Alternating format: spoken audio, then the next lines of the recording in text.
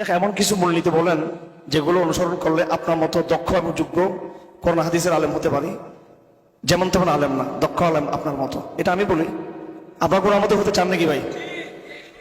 হ্যাঁ, জি বলছে খুব কম লোকে। ওনার মতো হতে চাইলে আমি যেটা কারাগারে দেখছি, শেখের তাহাজ্জুদের সময় কোরআন তালাওয়াতে আকাশ বাতাস মুখরিত হয়ে উঠতো। আপনার তাহাজ্জুদের সময়টা ধরতে পারবেন আপনারা? ওনার মতো হতে পারবেন। এরপরে উনি একটা ইঙ্গিত দিয়েছেন, আপনারা বুঝেন নাই, যে সবাই জানে ছাত্র যেমন আমি কিরকম ছিলাম। এরপরে কোরবানি থেকে এগুলো আপনারা দেখছেন, সবকিছু আর এখানে বলার নেই, এটা আমি দিয়ে দিলাম উত্তরটা আর কি। স্যার কিছু বলবেন এই সম্পর্কে? তো অলরেডি উত্তর হয়ে গেছে।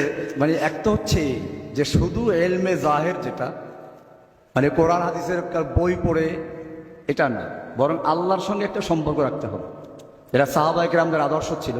আমাদের ওস্তাদ এই যে হুজুর বলে গেছিলেন যে শামসুদ্দিন জিয়া সাহেব, না এটা বলছিলেন আপনার শ্বশুর কি যেন, মুফতি হাবিবুর রহমান কাসিমি, মুফতি হাবিবুর রহমান কাসিমি সাহেব বলেছিলেন যে ফরসানুল নাহার রহবানুল লাইল, রাতের বেলায় তারা বৈরাগী, দিনের বেলায় যোদ্ধা।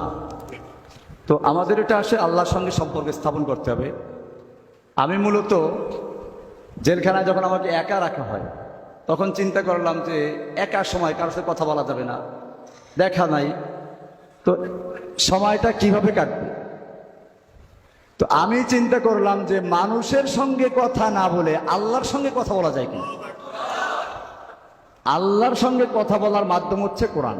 আল কোরআনু কালামুল্লাহ, আল্লাহর কালাম, আল্লাহর কথা। বাহ, আমি পেয়ে গেছি, কথা বলার লোক পেয়ে গেছি। কথা বলার লোকটা কি? আল্লাহ, আল্লাহ। বাস, এর পরের থেকে আমার ওই নির্জন বাসের আর কোনো কষ্ট থাকে নাই।